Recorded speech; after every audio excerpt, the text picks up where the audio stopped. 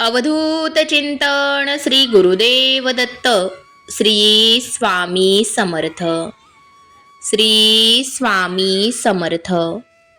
स्वामी म्हणतात, गेलेल्या क्षणासाठी झुरत बसण्यापेक्षा समोर आलेलं आयुष्य भरभरून जगा. पेढा कसाही किंवा कुठल्याही बाजूने खाल्ला तरी तो गोडच लागतो. त्याचप्रमाणे नामस्मरण हे कसेही किंवा कुठेही केले तरी ते स्वामींना पोहोचतंच. नमस्कार प्रेमळ स्वामी भक्त हो.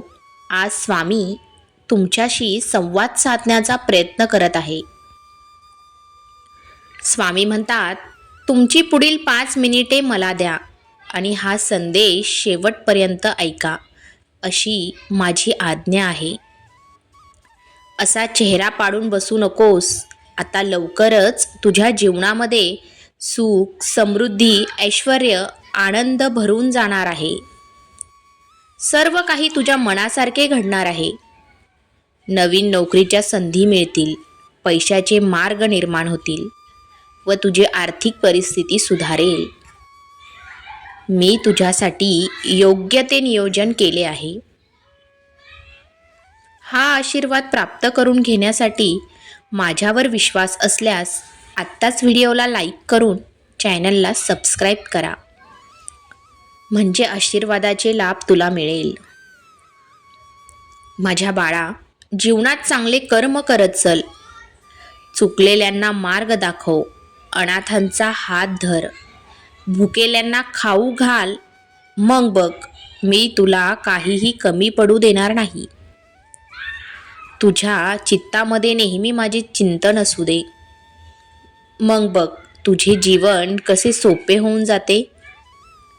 तू कसली चिंता करू नकोस. प्रत्येक गोष्टीला माझे स्वामी महाराज आहे असे स्वतःच्या मनाला सांगत जा आणि सर्व चिंता माझ्यावर सोपव आणि तू चिंतामुक्त हो. चिंता म्हणजे आयुष्याची चिता होण्यासारखी आहे. आयुष्य खूप सुंदर आहे रे, त्याला कठीण बनवू नकोस. आयुष्य एक गोड कोडं आहे, एक परमात्म्याची माया आहे. त्यातील दुःखांना सत्य समजून त्यामध्ये अशक्त होऊ नकोस. सर्व माझे स्वामी भक्त जेथे आहात तेथे डोळे बंद करून फक्त एकदा मनापासून श्री स्वामी समर्थ म्हणा आणि कमेंट बॉक्समध्ये टाईप करा. नशीबवान ठराल. स्वामी म्हणतात, वेळ म्हणतो मी परत नाही येणार. काय माहीत तुला हसवणार की रडवणार. जे जगायचे तुला ते या क्षणाला जगून घे, कारण या क्षणाला मी पुढच्या क्षणापर्यंत नाही अडवू शकणार. म्हणून नेहमी आनंदी राहा माझ्या बाळा. एक गोष्ट नीट समजून घे, अडचण आयुष्यात नव्हे तर त्या आपल्या मनात असतात. तू ज्या दिवशी तुझ्या मनावर विजय मिळवशील त्या दिवशी तुझ्या आयुष्यातील सर्व अडचणी दूर झालेल्या असतील आणि तू आनंदी आणि सुखी असशील. म्हणून आयुष्यातील अडचणींना किती कवटाळून बसायचं हे तुझं तूच ठरव. प्रेम, विश्वास, त्याग आणि समर्पण या 4 गोष्टी त्याच व्यक्तीसाठी बाळगाव्यात जी व्यक्ती आपल्या पाठीमागे सुद्धा आपल्याशी प्रामाणिक असते. जीवनात अशक्य असं काहीच नाही. वेळ आली तर चाळणीत सुद्धा पाणी नेऊ शकतो. फक्त त्या पाण्याचा बर्फ होईपर्यंत वाट पाहण्याची गरज आहे.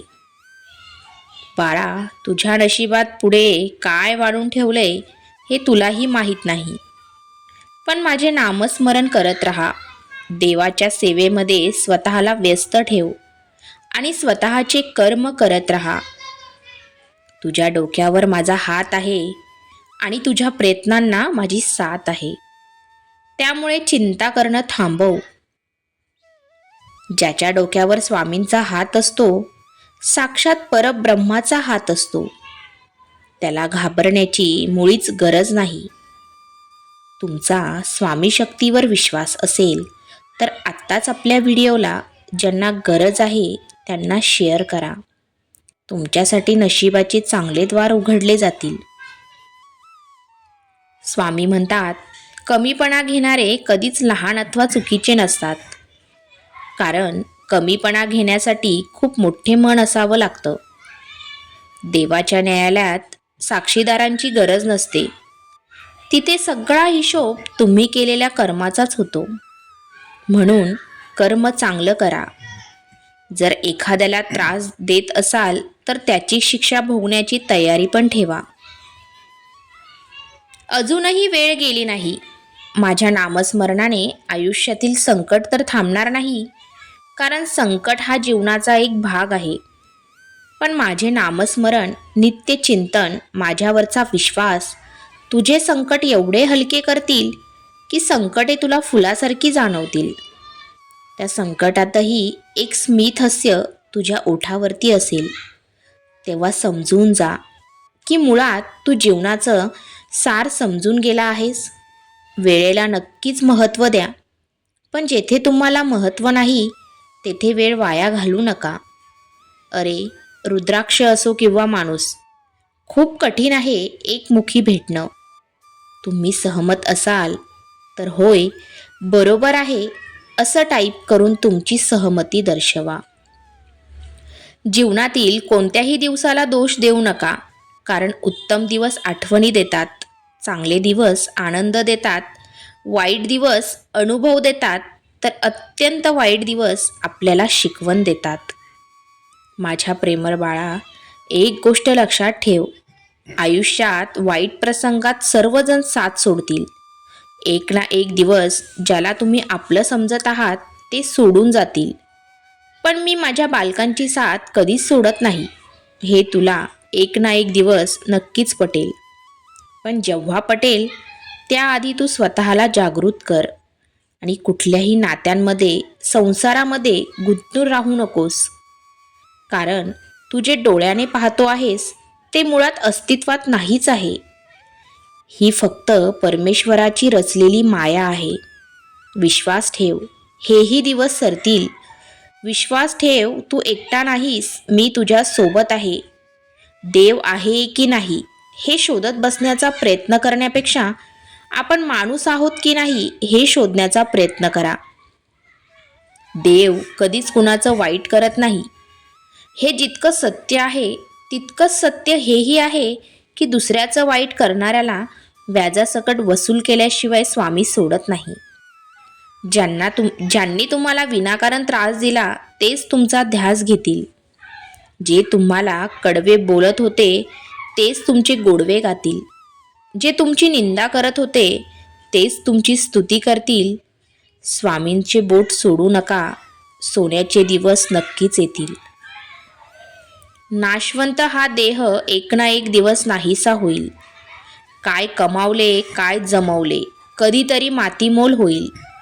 त्यामुळे या मोहमायामध्ये नको गुंतू.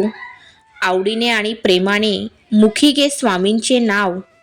जीवनाची नौका तरून जाईल. हा संदेश शेवटपर्यंत ऐकल्याबद्दल धन्यवाद. श्री स्वामी समर्थ.